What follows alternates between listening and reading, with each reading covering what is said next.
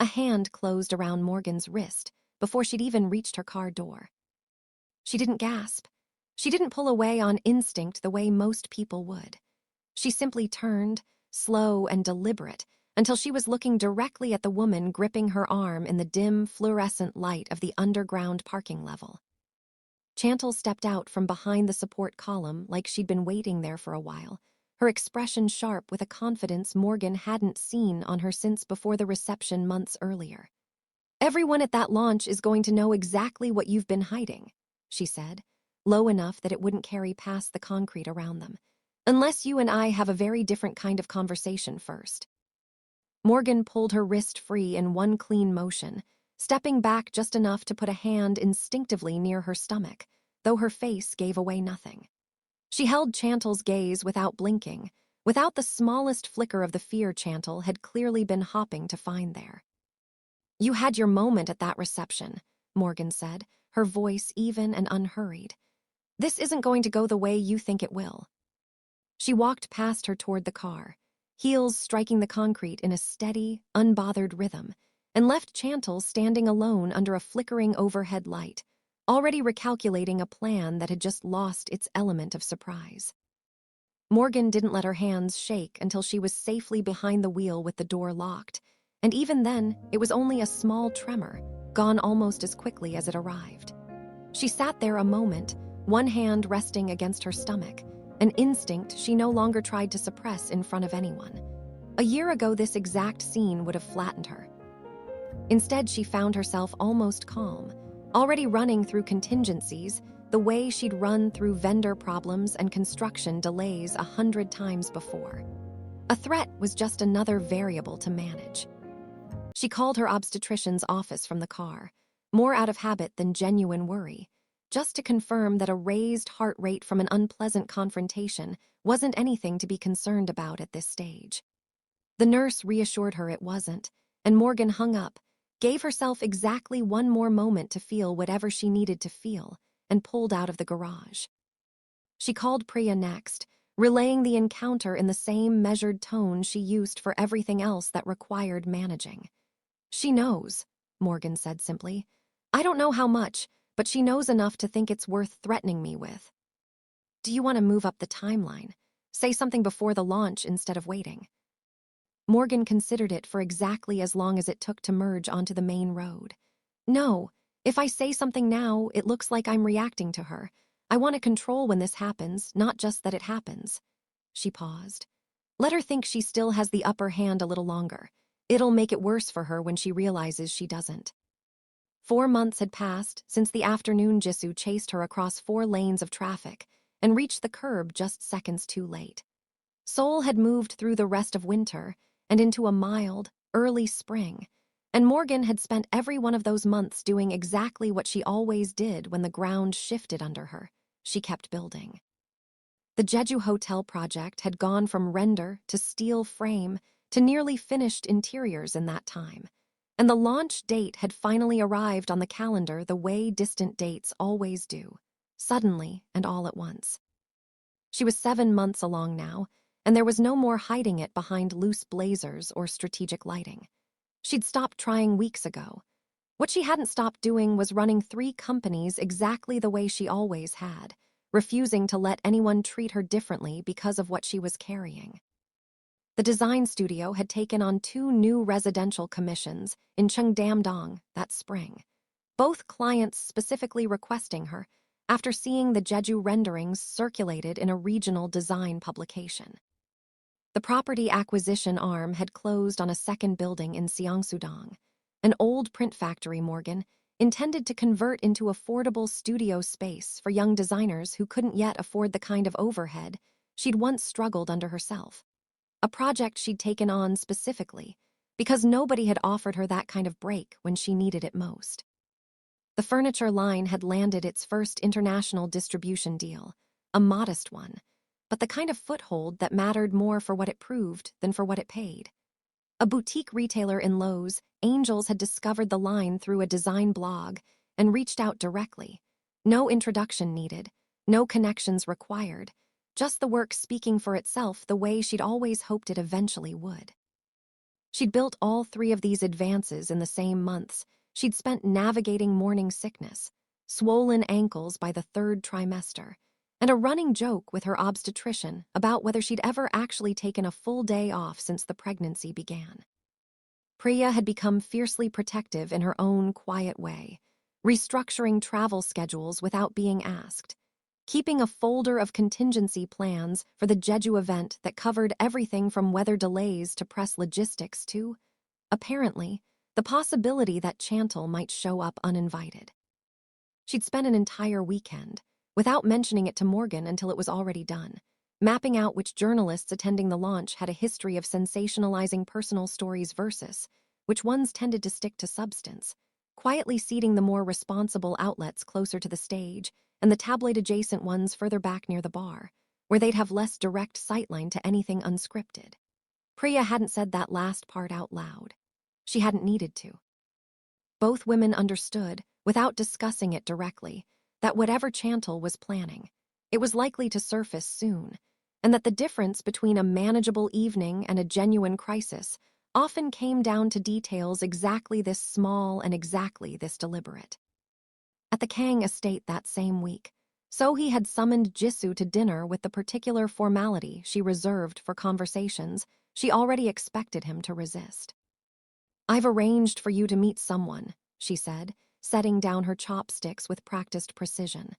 "Dabin, the Choi family's youngest daughter, purely as a courtesy to the family given everything that's happened." Jisoo didn't look up from his plate immediately. He turned his own chopsticks over once, setting them down deliberately beside the bowl before he finally met her eyes. "I'm not doing this, Mother. It's one dinner. It's never just one dinner with you." He pushed his plate an inch away, the small gesture doing more to end the conversation than any words could have. "I understand you're trying to protect this family's image. I understand that better than I used to. But I'm not available, and pretending otherwise for one evening isn't going to change that." So he studied him a long moment, something calculating behind her eyes finally giving way to something more tired. She reached for her water glass, turned it slowly in her hand without drinking from it. "You think there's still a path back to her? I think there's a child coming who's going to need both of us to have our lives in order. That's the only path I'm focused on."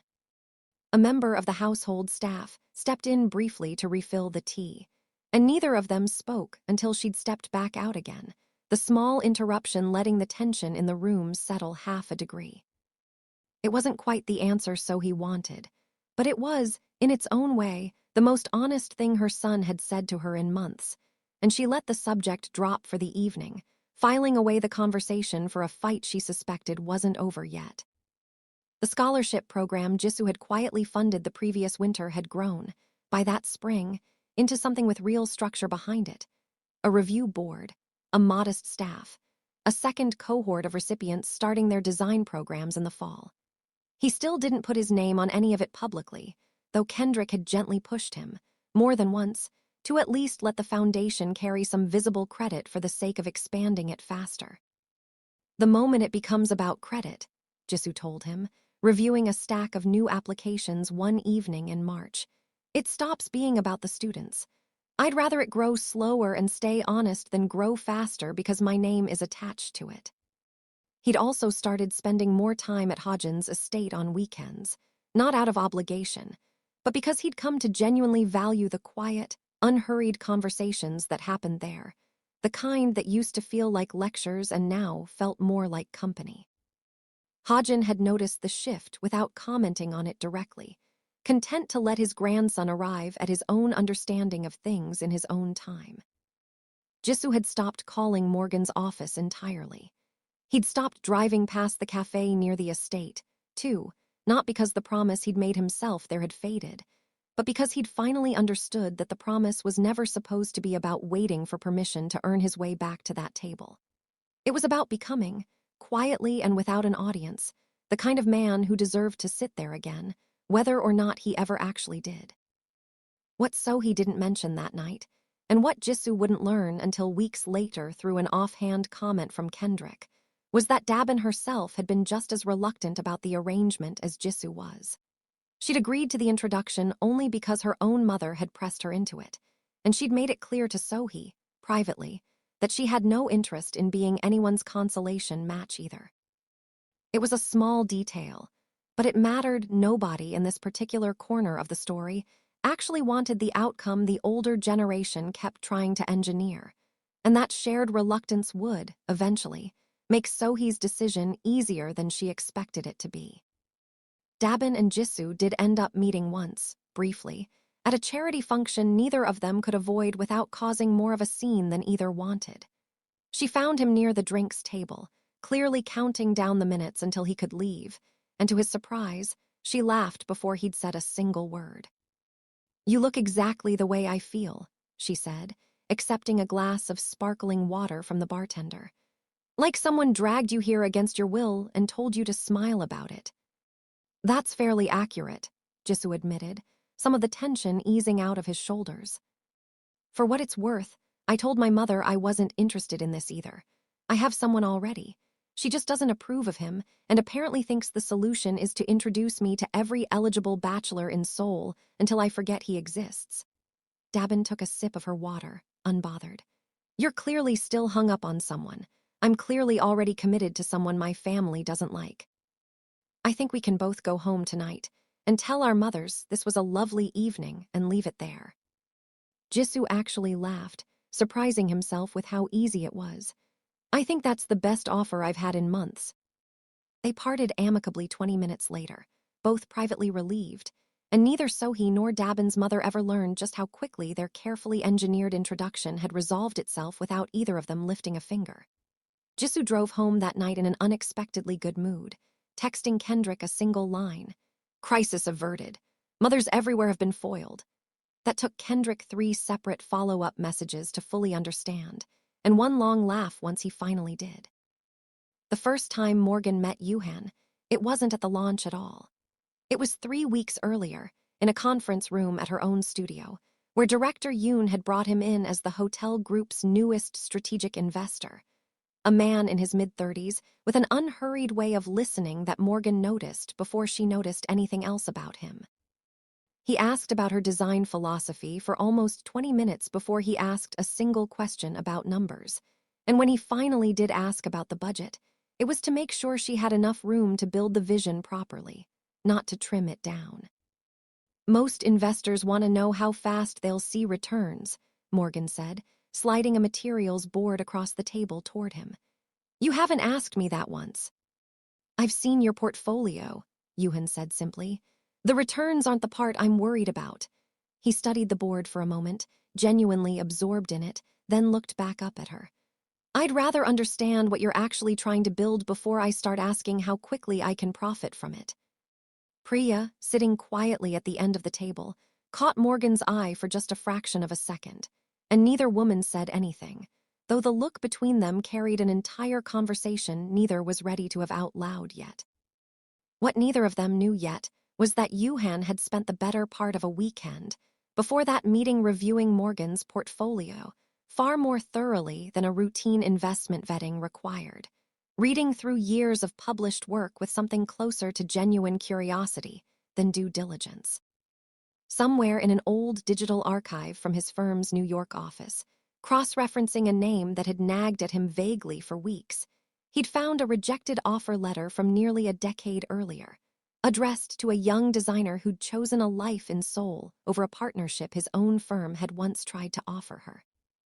He'd sat with that discovery a long moment, some old, half-forgotten curiosity resurfacing about the woman who'd turned them down without a second thought, and had walked into that conference room already more invested in the meeting than any ordinary investor vetting a design partner had any reason to be.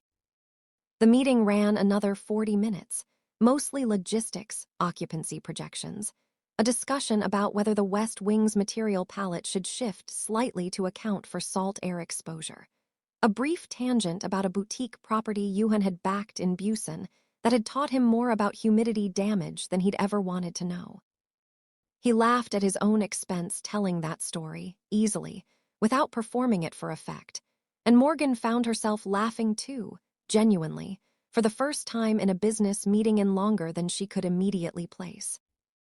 It was such a small thing to say, and yet Morgan found herself replaying it in the car afterward, unsettled by how easy the conversation had felt, how little she'd had to manage or perform through it. She didn't examine that feeling too closely. She didn't have room to, not with everything else demanding her attention that week. But it stayed with her anyway, the way small, unexpected kindnesses tend to. Kendrick had been avoiding a particular conversation for months, and he knew, walking into Jisoo's office that Thursday evening, that avoiding it any longer wasn't an option. Jisoo was standing at the window, hands in his pockets, when Kendrick came in. He didn't turn around right away. "You've been strange for months," Jisoo said, finally facing him. "Every time her name comes up, you get careful, deliberate, like you're choosing your words instead of just talking to me." "I always choose my words with you. I'm a lawyer." Kendrick crossed to the small bar cart in the corner, pouring himself a glass of water he didn't particularly want, buying himself a few seconds before he had to answer for real. "Kendrick," Jisoo's voice dropped, quieter now, more direct. "Is there something about her you're not telling me?" The silence that followed lasted only a second or two, but it lasted long enough. Kendrick set the glass down without drinking from it. "There are things I know," Kendrick said carefully, "that aren't mine to tell you, not because I don't trust you, because they're not my story to hand over no matter how close we are." "That's not a no." "It's not a yes either." Kendrick crossed the room and sat down across from the desk, holding Jisoo's gaze steadily now instead of standing at a distance. "You're going to have to decide whether you trust me enough to leave it there." Jisoo's jaw tightened, but he didn't push, didn't raise his voice, didn't demand the way an earlier version of himself might have. He simply nodded once and turned back toward the window. "Okay," he said quietly. "Okay." "That's it, just okay." "What else is there?" Jisoo's reflection in the glass looked tired, older than his years. "A year ago, I would have kept pushing until you gave me an answer, whether or not you were ready to give it. I'm done being that person. If it's not mine to hear yet, it's not mine to hear yet." Kendrick studied his friend a moment, something like quiet relief settling into his expression, though he didn't say so directly. "You know I'd tell you if I thought staying quiet was going to hurt you." "I know." Jisoo managed a small, tired smile. "That's exactly why I trust you enough to leave it alone." Kendrick left that conversation feeling lighter than he expected to. Not because the weight was gone. Because for the first time in months, he'd watched his oldest friend choose respect over entitlement, and it was the clearest proof yet that whatever Jisoo had been building since October was real. What Kendrick didn't know, what almost no one knew, was that Jisoo had already pieced together more than he was letting on. It had started at a charity gala back in January, when a nurse working the event's first aid station had mistaken him, briefly, for someone else's husband and asked, with genuine warmth, how far along his wife was. He'd corrected her quietly and let the moment pass, but it had lodged itself somewhere he couldn't quite dislodge afterward. Weeks later, reviewing a shared vendor contract for an unrelated business matter, he'd glimpsed a maternity insurance rider on a document that crossed his desk by administrative accident, Morgan's name attached to a benefits filing dated back to October. He'd looked at it for exactly as long as it took to understand what he was seeing, and then he'd closed the file and never mentioned it to anyone, not Kendrick, not Hodgen, not even in the privacy of his own late-night thoughts in so many words. He had decided, somewhere in that quiet, disorienting month, that if Morgan was carrying something that changed everything, she was the only person with the right to be the one who told him. Waiting for that had cost him something every single day since. He'd done it anyway. If you've ever had to sit with a truth you weren't ready to say out loud, waiting for the right moment that never quite seems to arrive on its own, you already understand the particular ache Morgan was carrying into that launch week. There's a specific kind of exhaustion in protecting something precious from people who have no right to it, in managing a secret not because you're ashamed of it, but because you know exactly how it will be twisted the moment it leaves your hands. Morgan had gotten good at that kind of quiet vigilance this past year, the way people do when they've already learned the cost of trusting the wrong person with something that mattered. We'd love to hear how you found the courage to finally speak your own truth, whatever it was, whenever you were finally ready to say it. Tell us in the comments, and stay with us, Because tonight is the night everything Morgan has been protecting finally meets a room full of people who weren't supposed to find out this way. Chantal cornered Priya 3 days before the launch. At an industry mixer, neither of them had expected the other to attend. "You can tell your boss," Chantal said, swirling a glass of champagne she had no intention of drinking, "that I know exactly what she's been hiding under those coats for the last few months. And I know exactly which reporters would love a story like that landing the same week as her big launch." Priya didn't flinch, didn't reach for her phone, didn't give Chantal the reaction she was clearly fishing for. She set her own glass down on a passing tray, unhurried, and studied Chantal for a long moment before answering. "You should be careful how you spend whatever leverage you think you have," Priya said evenly. "People who threaten Morgan tend to walk away from it worse off than when they started. You'd know that better than most, given how the last one went." Something flickered across Chantal's face. The memory of the reception, the public rejection, the humiliation she'd never quite recovered from. "This is different." "Is it?" Priya tilted her head slightly. "From where I'm standing, it looks exactly the same. You reaching for something that was never going to make you feel any better once you actually had it." She left Chantal standing there with her untouched champagne and called Morgan the second she was in the hallway, relaying every word without embellishment. Morgan listened in silence, standing in her own kitchen with one hand resting against the small of her back. When Priya finished, Morgan exhaled slowly. "Then I'm not giving her the chance to say it first," she said. "If this is happening at the launch, it's happening on my terms, not hers. Do you want me to have security keep an eye on her at the door?" "No," Morgan's voice was calm, almost amused. "Let her come. I'd rather she's standing right there in the room when it happens, watching it happen the way I want it to, instead of somewhere planning her next move without me able to see her do it."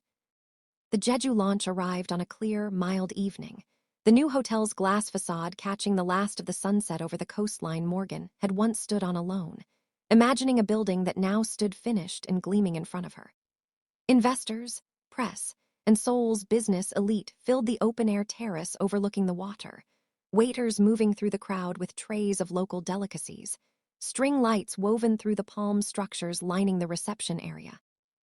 Morgan arrived an hour before the guests, walking the finished lobby alone one last time while the staff made final adjustments to the floral arrangements, and the sound system's sound check echoed faintly from the terrace beyond.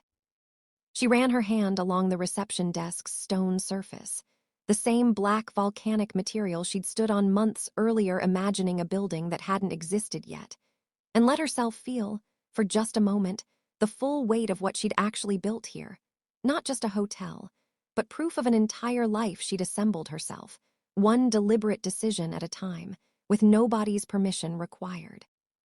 She found a quiet corner behind the staging area a few minutes before doors opened, one hand pressed flat against her stomach, feeling a small, insistent kick that had become almost a private conversation between the two of them these past weeks.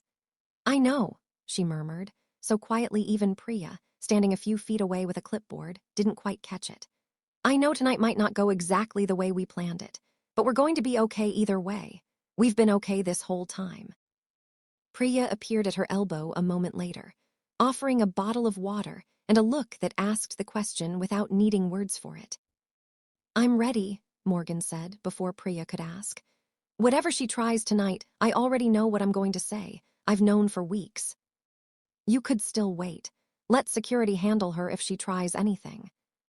"No," Morgan straightened, smoothing the front of her dress.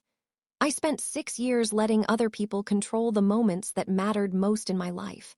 I'm done doing that. Whatever happens tonight happens because I chose it, not because someone else forced my hand." Jisoo arrived as a courtesy invitee representing Kang Global Holdings' minority stake, dressed simply, deliberately avoiding the kind of entrance that would draw attention to himself. He found a quiet spot near the edge of the terrace and watched Morgan work the room from a distance, admiring, without letting himself linger too long on the feeling, how completely she owned every conversation she stepped into. Chantal arrived 20 minutes later, dressed to be noticed, moving through the crowd with a practiced ease that masked exactly how carefully she was positioning herself near a cluster of journalists she'd cultivated a relationship with over the past several weeks. She'd chosen her outfit for this evening the way a soldier chooses armor, every detail calculated to project the kind of confidence she no longer entirely felt underneath it. Morgan saw her the moment she arrived. She didn't wait for Chantal to make the first move. She stepped up to the small stage set up for the evening's remarks earlier than scheduled, catching the event coordinator off guard, and took the microphone with the same steady composure she brought to every boardroom she'd ever walked into. "Before I talk about the building behind me," Morgan said, her voice carrying clearly across the terrace, "I want to talk about something else, because I'd rather you hear it from me directly than from anyone else's version of the story tonight." A ripple of attention moved through the crowd. Conversations paused mid-sentence. Somewhere near the back, a photographer instinctively raised his camera, sensing something worth capturing before he even understood what it was. Chantal's expression flickered, caught entirely off guard, her carefully cultivated cluster of journalists suddenly turning their full attention toward the stage instead of toward her. "I'm 7 months pregnant," Morgan continued, resting one hand naturally against her stomach. "I've built this hotel, closed the acquisition in Yongsan, and run 3 companies through nearly all of it. I'm telling you this now because I refuse to let anyone else control when or how you learn something that is entirely my own business to share." She let the words settle before continuing, her tone never once apologetic, never once bracing for judgment the way the room seemed to expect her to. "This building is the story I actually invited you here to hear about, so let's talk about that instead." She moved directly into her prepared remarks about the hotel's design philosophy, describing the volcanic stone sourced from the very coastline the property overlooked, the deliberate restraint in the lobby's sightlines, the decision to let guests earn the ocean view instead of handing it to them the moment they arrived. Her voice never wavered, and the room, after a beat of stunned silence, followed her lead entirely, applauding at exactly the moment's applause was expected, treating the reveal as nothing more than a brief, confident aside from a woman clearly unbothered by anyone's opinion of her personal life. Director Yoon, standing near the front of the crowd, leaned toward one of his fellow board members and murmured, loud enough for a few nearby guests to catch, that he'd never in 3 decades of hospitality investment watched anyone command a room quite like that. It became, by the time the evening ended, one of the more repeated lines among the guests filing out toward their cars, passed along in the kind of quiet, admiring gossip that does a person's reputation far more good than any press release ever could. Chantal stood frozen near the journalists she'd spent weeks cultivating, watching the exact leverage she'd been counting on evaporate in real time, because there was nothing left to expose. Morgan had already said it herself, on her own terms, robbing the story of every ounce of scandal it might have carried. One of the journalists actually turned to Chantal afterward, notebook still open, and asked, with polite confusion, whether she'd had a personal connection to the designer worth writing about. Chantal said nothing at all, and walked toward the bar instead of answering. So he had come to the launch on Director Yoon's invitation, a courtesy extended to the Kang family given their minority stake, and she'd fully expected to spend the evening making polite, forgettable conversation with people whose names she'd forget by morning. Instead, she found herself standing perfectly still near the edge of the terrace, watching a woman she'd once dismissed as unworthy of her son announce, in front of an entire room of people who mattered, that she was carrying her grandchild, and doing it with a composure so he herself had spent decades trying to teach her own daughters-in-law to imitate without ever fully managing it herself. She thought of the jade pendant she'd handed Jisoo months earlier, the closest thing to an apology she'd ever managed. Watching Morgan now, completely unbothered by a room full of judgment, so he understood for the first time just how small that gesture had actually been compared to what it would take to actually earn a place back in this woman's life. She didn't approach Morgan that evening. She wasn't ready for that conversation yet.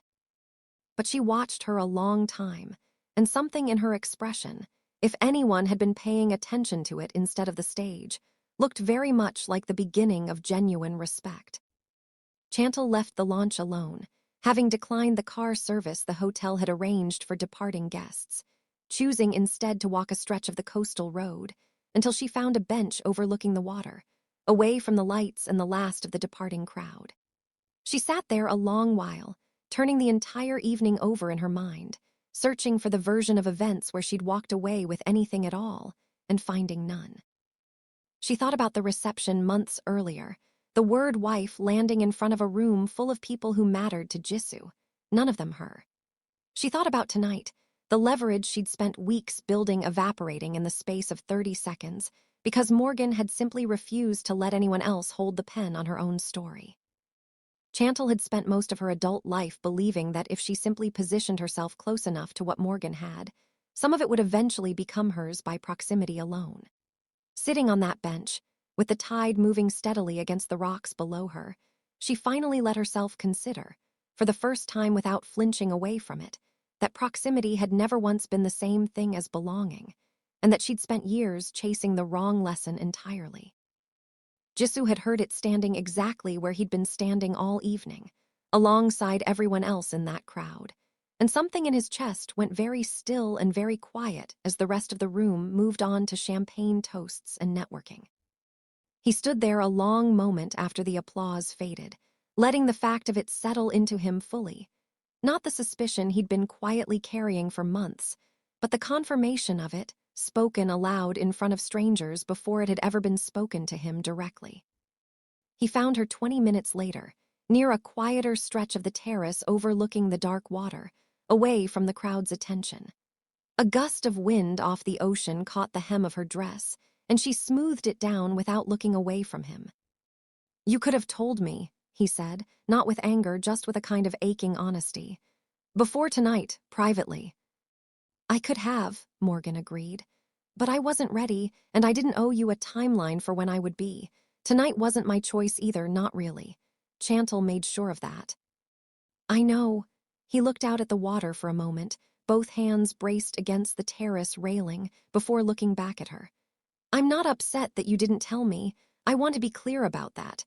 I'm upset at how you had to find out you needed to say it at all." Morgan studied him, something in her expression softening slightly at that distinction, small as it was. She stepped closer to the railing herself, putting a small, deliberate distance between them that he didn't try to close. He nodded slowly, absorbing that, and then, quieter still, he said the thing he'd been carrying for months.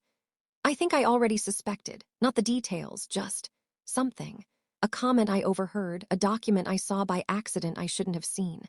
I never said anything, I never asked. I decided a long time ago that if there was something you needed to tell me, it had to come from you, whenever you were ready or not at all." "How long have you known?" "Suspected, not known. Since January, maybe, nearly 4 months." His voice caught slightly on the admission, and he looked down at his own hands on the railing rather than at her face. "I thought about asking you directly more times than I can count. I never did." Morgan studied him for a long moment, something shifting slightly in her expression, an acknowledgement she hadn't expected to feel. "That's the first time," she said, "that you've actually respected something of mine without me having to fight you for it." "I know," his voice caught slightly. "I'm still learning how to do that without expecting something back for it." She took a breath, one hand moving instinctively to rest against her stomach, steadying herself for the part of this conversation she'd rehearsed 100 times and never once said out loud to him directly. "You're going to be this child's father. Present, involved as much as you want to be, for as long as this baby needs you. That part isn't in question. But that's all it is, Jisoo. Father, not husband. Not the man I come home to. I spent 6 years loving someone who took that love for granted until it was gone, and I am not going to risk giving that kind of trust to anyone twice, not even you, not even after everything you've done to try to become someone different." Her voice didn't shake. It hadn't shaken once through any of this. "I believe you've changed, I do. But believing that and being willing to bet my heart on it again are two completely different things, and I don't owe you the second one just because you've earned some of the first." Jisoo absorbed that in silence, his grip tightening briefly on the railing before he let it relax, and something in his posture, some old, stubborn hope he hadn't fully let go of even after everything, finally settled into something quieter, sadder, and more honest than Hope had ever been. "Okay," he said finally. "Father, I can do that. I want to do that more than I've wanted anything in a long time." He paused. "I won't pretend it doesn't cost me something to hear the rest of it. But I'm not going to argue with you about what you're willing to risk. You've never owed me that." "Thank you for not arguing," she said and meant it. "A year ago you would have. A year ago I would have deserved to lose the argument, too." He managed a small, tired smile. "I'm trying to learn the difference between fighting for something and just accepting the answer someone's already given me." It wasn't reconciliation. It wasn't the ending either of them might have imagined a year earlier. But it was, for the first time since October, an honest agreement between two people who finally understood exactly where they stood with each other. Kendrick found Morgan near the terrace bar a short while later, having watched the entire exchange with Jisoo from a respectful distance, close enough to step in if things went badly, far enough to let them have the conversation without an audience.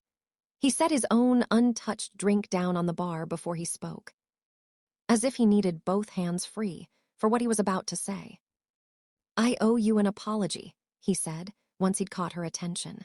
"I knew, for months. I never told him, but I also never told you I knew, and I think you deserved the choice of whether that mattered to you."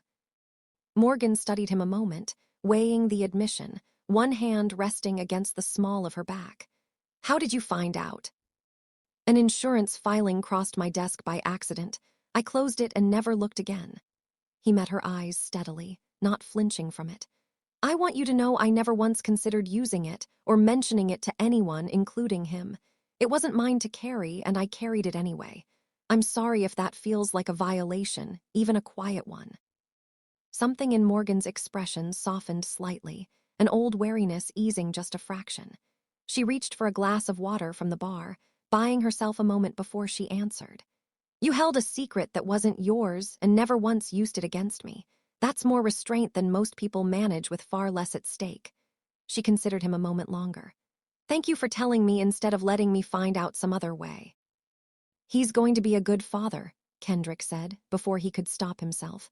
"I know that's not what you asked me, but I've watched him this past year, and whatever else is true, I believe that part completely." "I believe it too," Morgan said quietly. "That's exactly why I'm going to let him try."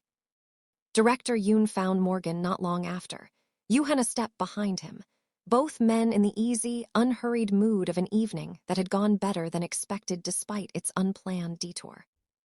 "I believe you two haven't formally met in person," Director Yoon said, gesturing between them. "Morgan, this is Yuhan. He's the reason this hotel has 3 more sister properties in early planning already." Yuhan extended a hand, his expression carrying none of the careful curiosity most people brought into a first real introduction with her, none of the calculation she'd grown so used to reading in people's faces. "The building is even better in person than the renderings," he said, "though I imagine you already knew that."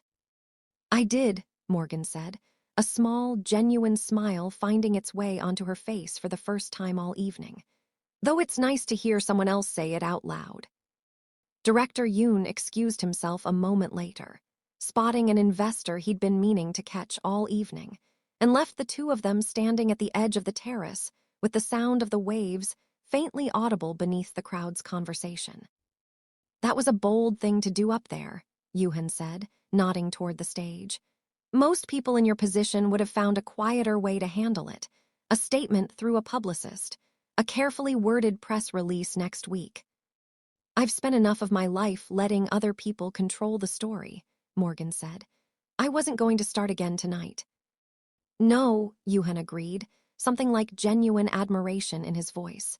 He gestured toward the railing a few steps away, and they walked there together, putting the noise of the reception at their backs.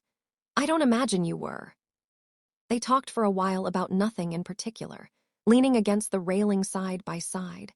The hotel's opening season, a design detail in the spa wing Yuhan had specific opinions about, a shared appreciation for architecture that didn't announce itself too loudly. It was easy in a way Morgan hadn't expected any conversation to feel tonight, given everything else the evening had already asked of her. "There's something I should probably mention," Yuhan said, something almost shy crossing his otherwise composed demeanor, his gaze dropping briefly to the glass in his hand before returning to her face. Years ago, before any of this, I was part of a firm's New York office that made an offer to a young designer who ended up turning us down for a life in Seoul instead. I only put it together a few weeks ago, going through old files for an unrelated reason, that it was you.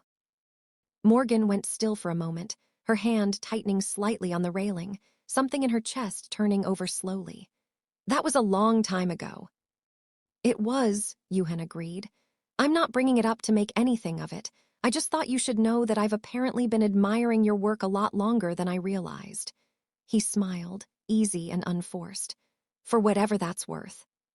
It's worth something, Morgan admitted, surprising herself with how easily the words came. I turned that offer down for a marriage that ended up costing me more than I ever imagined it would. It's strange, hearing now that the road I didn't take somehow found its way back to me anyway. Maybe it's not the same road, Yuhan said carefully. Maybe it's just someone who recognized good work when he saw it the first time and got lucky enough for the timing to work out differently the second time around. You're very confident for someone who's known me for exactly one meeting and one conversation, Morgan said, though there was no real edge to it, more curiosity than challenge. I've had a decade to think about the offer you turned down, Yuhan said, something wry in his tone now. I'd say that gives me a head start most people wouldn't have. She laughed, easily, surprising herself again with how little effort it took tonight compared to most of the year behind her. It was worth more than Morgan let herself show in that moment, standing on a terrace overlooking dark water with a night that had asked more of her than almost any other night since October, and yet somehow, impossibly, still had room left in it for something that felt, against every instinct telling her to guard herself completely, a little bit like hope. Across the terrace, Jisoo watched the exchange from a distance he hadn't quite chosen to keep, close enough to see Morgan's small, unguarded smile, far enough that he had no claim to be part of the moment causing it.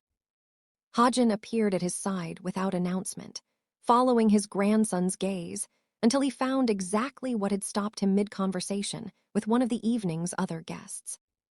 You're starring, Hajin said mildly. I'm not starring. You are, and I understand why.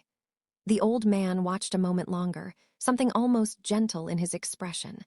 That's the difference between being loved and being tolerated, Jisoo. Look closely. You're finally seeing what it was supposed to look like all along. I heard everything she said to me tonight, Jisoo said quietly, not looking away from Morgan and Yuhan across the terrace. I understood every word of it. I even agreed with her, out loud, standing right there. But watching this is a different kind of understanding than hearing it.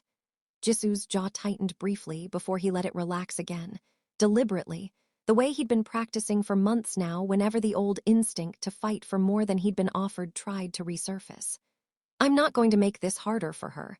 I promised myself that a long time ago, and I meant it.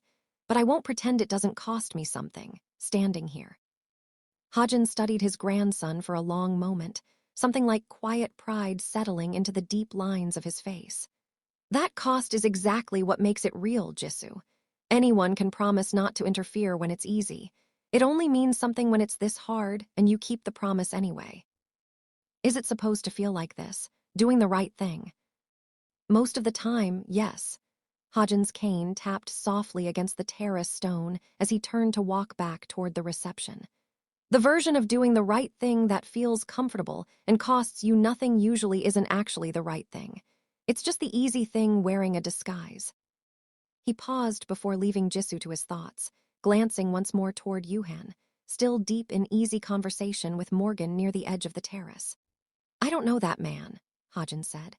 I couldn't tell you what he wants, or whether he's genuine, or whether any of this becomes anything real at all. But I can tell you this much just from watching him for the last 10 minutes. He hasn't looked away from her once, and he hasn't once looked like he's waiting for something in return for the looking. That's rarer than you'd think, Jisoo. Rarer than most men ever manage, myself included, when I was his age. Jisoo didn't answer. He didn't need to. He stood there a long moment longer, watching Morgan laugh at something Yuhan said, one hand resting easily against her stomach, entirely at ease in a way he realized, with a quiet and complicated ache he had never once actually managed to give her, not even in their best years together. The child would be his. That much was certain now, spoken plainly and without apology in front of an entire room. Whatever else came next, whatever Morgan's life was quietly beginning to grow into. On a terrace overlooking water she'd once stood beside completely alone. He understood, watching her from a distance that suddenly felt much larger than the few meters of stone actually separating them, that it might not include him at all. Priya found Morgan near the end of the evening, the crowd thinning as guests drifted toward waiting cars, and the string lights along the terrace dimmed for the night.